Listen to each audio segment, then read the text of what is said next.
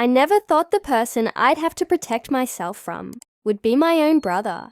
Blood is thicker than water, they say, but not when that blood gets a taste of power. Not when he forgets who built the empire with him. Not when he starts believing the lie that he did it all on his own. The day he took my title and my office, he thought he won. But what he didn't realize was that while he played CEO, I was the one who laid every brick beneath his throne. And when you try to bury the architect, you better pray he doesn't still hold the blueprint. It started 7 years ago, in a 2-bedroom apartment in downtown Austin. The only thing we had going for us was a laptop, a vision, and the kind of hunger that makes or breaks people. I was the builder. Back-end systems, API architecture, server security, the works. Nate, my brother, was the face. Charismatic, great with investors, polished in meetings. He could charm his way through anything, and together we made it work. We founded Omnix Technologies with nothing but student loans, a beat-up car, and an idea for streamlining enterprise resource planning using adaptive machine learning. Boring to most, but gold to Fortune 500s. I coded day and night while Nate pitched to anyone who'd listen. I worked in hoodies and Red Bull cans. He wore suits we couldn't afford and shoes that made him look taller than he was. But we needed both sides. Without my infrastructure, there was no product. Without his mouth, no one would buy it. It wasn't always balanced. He started doing interviews alone, giving keynotes with only his name on the event pages. He'd refer to my company during pitches. I let it slide because the code base still had my fingerprints all over it. Because I trusted that he knew. Because, truth be told, I liked being in the background, until the background became invisible. Fast forward 6 years, we had 148 employees, a $72 million valuation, and 2 office floors in a downtown high-rise. I was the COO, he was the CEO. On paper, we were equals. In reality, I was becoming a ghost in the company I co-founded. Decisions started getting made without me. Projects launched without my approval. HR stopped looping me in. Nate said I was too technical to handle the bigger picture, that I was best used behind the scenes, that I should focus on what I'm good at. And then came the board meeting. I remember walking in, tie askew, laptop in hand, expecting to discuss our next product rollout. Instead, Nate stood up, looked me in the eye in front of everyone, and said, "We're restructuring." Just like that. The words that followed felt like background noise. Transition, streamline, greater efficiency. What they meant was that I was out, reassigned, not fired. Nate was too smart for that. No, I was moved into a new role, one that didn't include an office or a title. I walked out that day with a cardboard box of memories and the kind of silence that only betrayal can birth. He didn't even have the decency to look guilty. But what Nate forgot, what he banked on me forgetting, was that I'd spent the last 6 years building the digital skeleton of the company.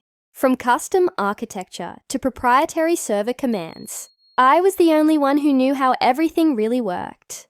They'd hired IT managers, sure, engineers, DevOps people, but the true system, the real architecture, was my design.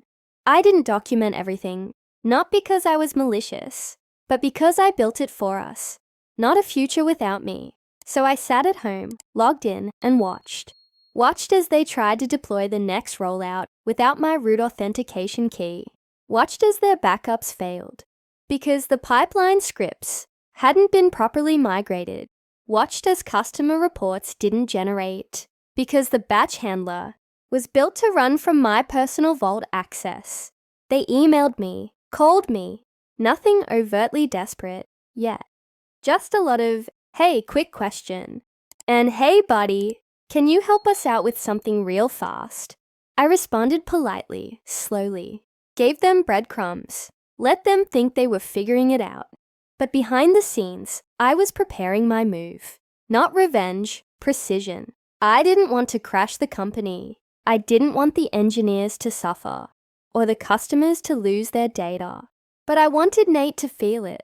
I wanted him to sit in his glass office, stare at a screen that wouldn't load, and realize that without me, his kingdom was nothing but a house of cards. So I did one thing, one very specific thing. I revoked the live license key that powered the core logic layer. A single command, silent, undetectable unless you knew where to look. The entire system would function until it didn't. Monday morning, 8:43 a.m., exactly when East Coast clients start logging in. Support tickets flood in. A dashboard not loading. Getting an error when syncing data. Panic begins. Slack channels light up. Engineers scramble. Calls get scheduled. And there he is, my brother, pacing his office. Tie loose, sleeves rolled up like he's about to fix something. But he can't fix this, because this isn't a broken line of code. It's the absence of the only person who knows where the code even lives. I get a call, not from Nate, from Sandra, the VP of Ops. Hey, we think something's wrong with the logic layer. Could you maybe? I don't say no. I don't say yes. I just ask one question. Has Nate authorized my reinstatement? A long pause. I don't know if that's possible. I hang up. 2 hours later, I get a calendar invite from Nate. Subject line, talk. I accept. The Zoom call starts with him trying to smile. That same charming smirk that got us our seed funding. I don't return it.